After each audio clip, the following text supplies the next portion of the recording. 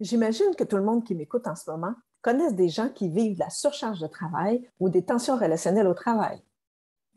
Mhm. Ce sont des difficultés vécues que l'on peut appeler des adversités. Selon des études scientifiques, les intervenants qui travaillent en centre jeunesse sont à risque de vivre de telles adversités, ce qui les rend à risque de vivre des problèmes de santé mentale, comme la dépression ou l'épuisement professionnel, ce qui impacte le bien-être de leurs clients. En effet, imaginez-vous que l'intervenant, face au jeune et sa famille, est comme un tuteur pour un arbre. Face à l'adversité, il doit être en mesure de demeurer en équilibre et de s'ajuster aux besoins de l'arbre pour l'aider à grandir droit. Malgré l'adversité vécue au travail, une majorité d'intervenants arrivent à maintenir leur équilibre, soit à maintenir une bonne santé mentale et à se percevoir comme efficaces et capables de répondre aux exigences de travail, comme les exigences de temps, de performance, les exigences mentales et sociales. C'est ce qu'on peut appeler de la résilience, qu'il est pertinent de mieux comprendre pour pouvoir l'enseigner à ceux qui en ont besoin.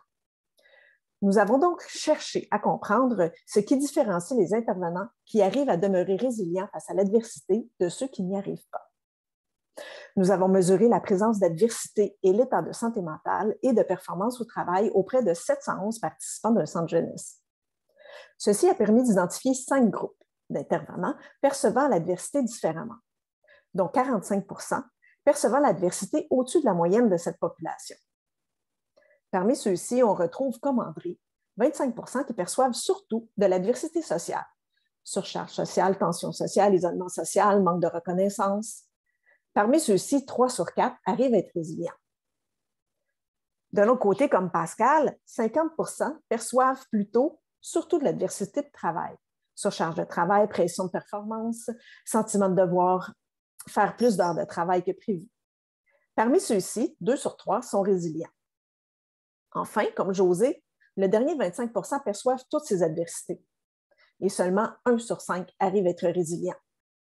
Quand on compare les intervenants résilients des non-résilients à niveau adversité perçue égale, on se rend compte, entre autres, que les intervenants résilients ont plus de résolution de problèmes, ont une meilleure régulation émotionnelle, ont une meilleure perception que leur travail fait sens et de fit au travail.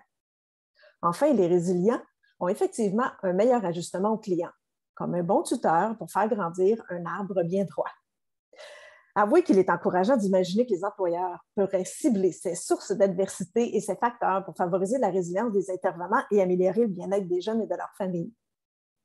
Il nous reste maintenant à utiliser la science pour tester des interventions qui pourraient favoriser cette résilience comme celle de André, Pascal et José.